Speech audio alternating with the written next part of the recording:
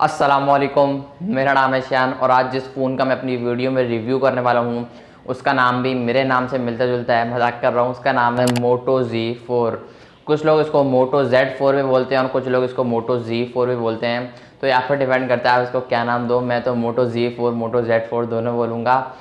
Channel पर नया हो तो सब्सक्राइब लाजमी करना और इस वीडियो को लाइक कर देना, क्योंकि आप लोग वीडियो देखकर चले जाते हो, वीडियो को ना लाइक करते हो ना सब्सक्राइब करते हो।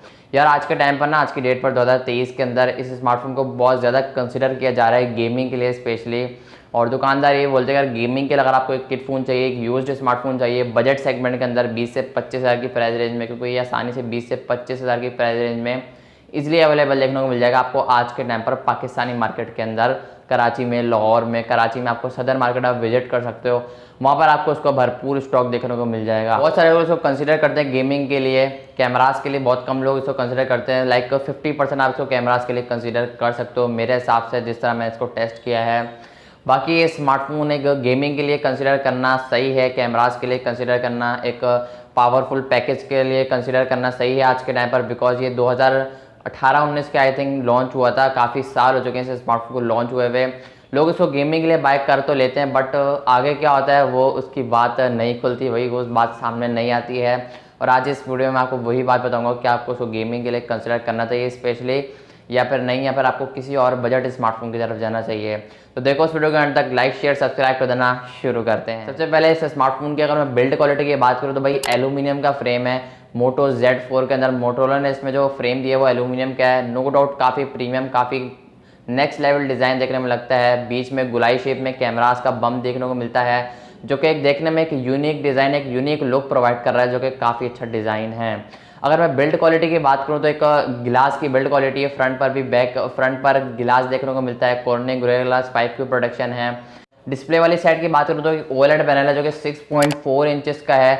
एक हैंडी फोन है, वन हैंड यूज है, बिकॉज इतना बड़ा डिस्प्ले नहीं है ना, इतना छोटा डिस्प्ले, एक नॉर्मल डिस्प्ले है जो कि कॉर्निंग गोरिल्ला ग्लास 3 के प्रोडक्शन के साथ आता है। फुल एचडी प्लस रेजोल्यूशन का ये डिस्प्ले है, जो कि 90 हर्ट्ज के रिफ्रेश रेट के साथ 60 हर्ट्ज का एक नॉर्मल पैनल लेकर आता है। 90 हर्ट्ज का रिफ्रेश रेट है तो और अच्छी बात होती है, बट यहाँ पर ओएलईडी पैनल है तो डिस्प्ले का रिस्पांस, डिस्प्ले के कलर शार्पनेस, जो आपका एक्सपीरियंस है वो काफ़ी कमाल का होने वाला है।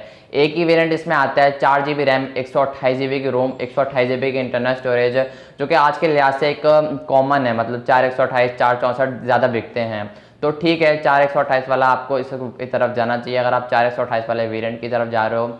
वैसे 4 128 ही काफ़ी नहीं है एक स्मार्टफोन की तरफ जाने के लिए।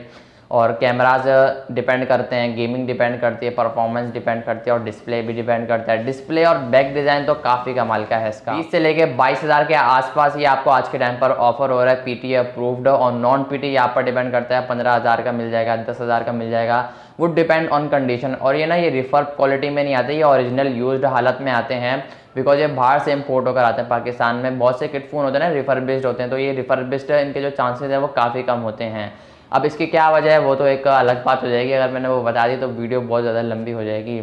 खैर कैमरा वाली साइड की बात करूँ, बैक पर सिंगल कैमरा सेटअप है। अब ये वो वजह है जिसकी वजह से कैमरास के लिए मैं आपको बोलूँगा कि हाँ रुक जाओ। अगर आप एक अच्छे कैमरास के लिए इस स्मार्टफोन को कंसीडर करने जा रहे हो तो मैं बोलूँगा भाई रुक जाओ, इस स्मार्टफोन की तरफ मत जाओ। बैक पर आपको 48 मेगापिक्सल का मेन कैमरा सेटअप देखने को मिलेगा, जो कि एक ही है। फ्रंट पर 25 मेगापिक्सल का एक सेल्फी शूटर है। एक डिसेंट कैमरा के लिए अगर आप जाना चाह रहे हो, एक डिसेंट कैमरा ये स्मार्टफोन काम करता है।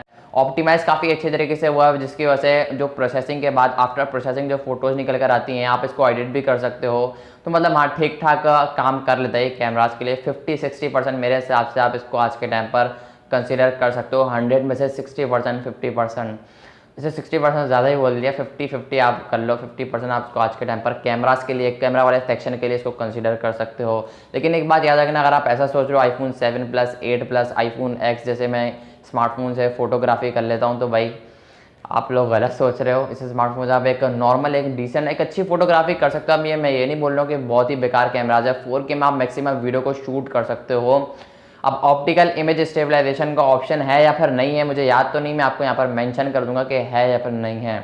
बाकी काफ़ी कमाल के कैमराज हैं। अब ज़्यादा अच्छे कैमराज नहीं है ना ज़्यादा बुरे हैं, एक नॉर्मल, एक यार 20 से 25 हज़ार में आपको और क्या चाहिए। लाइक 25 हज़ार के अंदर अंदर ये आराम से आपको देखने को मिल जाएगा। 4 128 पीटी अप्रूव्ड।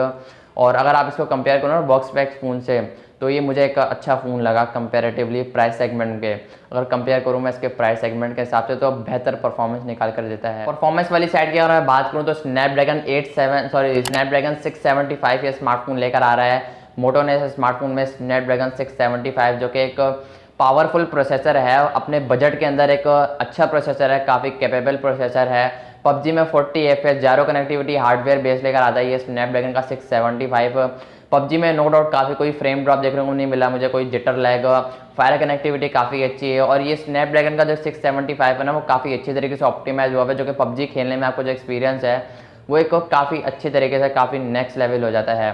बाकी अगर आप पबजी वाली साइट की तरफ जाना चाह रहे हो तो मैं आपको रिकमेंड करूँगा तकरीबन 90-80% के आसपास, बट मतलब चले ही जाओ। और अगर आप स्मार्टफोन की चार्जिंग के लिए मतलब बैटरी वाली साइड से आपको काफ़ी ज़्यादा मसले होते हैं किट फ़ोन में, तो इस स्मार्टफोन में 3600 mAh की बैटरी देखने को मिल जाती है, जो कि 15 वाट की चार्जिंग के साथ आती है। एक नॉर्मल चार्जिंग है 15 वाट, बिकॉज 18 वाट से फास्ट चार्जिंग स्टार्ट होती है। तो 2.5 घंटे के आसपास ये 2-2.5 घंटे के आसपास, बिकॉज 3600 mAh की बैटरी है। 350 नहीं 3600 बोलना चाह रहा था मैं, तो 350 निकल गया।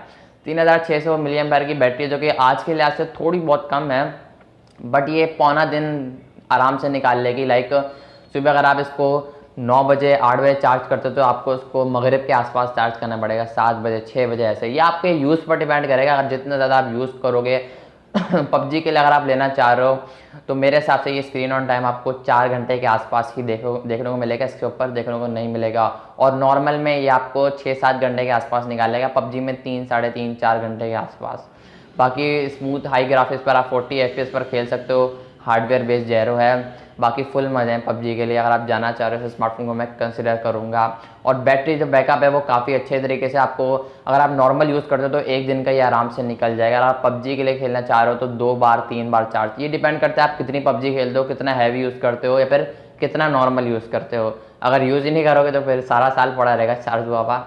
बाकी आप इस स्मार्टफोन को कंसिडर कर सकते हो पबजी के लिए और एक नॉर्मल बेटर कैमरास के लिए। ये एंड्रॉयड 9 के साथ आता है, एंड्रॉयड 9 या फिर 8 के साथ, आई थिंक एंड्रॉयड 9 के साथ आता है। एंड्रॉयड 10 पर ये लेटेस्ट अपडेट है, ना 11 की अपडेट आई, ना 12 की, ना 13 की। 20 से लेके 22,000 इसकी प्राइस होगी, डिपेंड ऑन कंडीशन।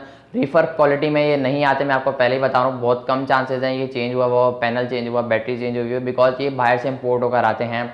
अब रिफर क्यों नहीं होते यार, वो फिर किसी दिन बताऊँगा इंशाल्लाह। बाकी आप लोग क्या बोलते हैं स्मार्टफोन के बारे में, मोटो Z4 या फिर मोटो Z4 जो भी बोल लो, अपना कमेंट सेक्शन में अपना ओपिनियन लाजमी से देना। बाकी ये अच्छी परफॉर्मेंस निकाल कर देते हैं, बेटर कैमराज हैं, अच्छा डिस्प्ले है, अच्छा डिज़ाइन है, और जो गोल सा जो कैमरा बम्प है ना, वो एक यूनिक लुक प्रोवाइड कर रहा है स्मार्टफोन के डिज़ाइन को, जो कि देखने में काफ़ी अच्छा लगता है। डिज़ाइन वाली साइड पे आप पर डिपेंड करता है कि आपको पसंद है या फिर नहीं है। बाकी ओवरऑल कंसिडर किया जाए इस स्मार्टफोन को गेमिंग के लिए, कैमरास के लिए, एक नॉर्मल स्मार्टफोन है।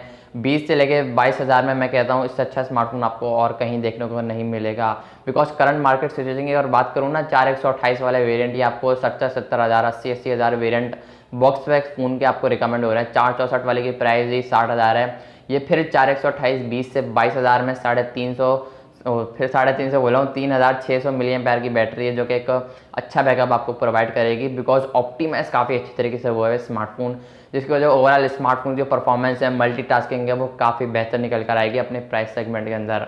तो बस यही थी वीडियो। आप लोग क्या बोलते हैं स्मार्टफोन के बारे में, मोटो Z4 के बारे में, मुझे कमेंट सेक्शन में अपना ओपिनियन लाजमी से देना।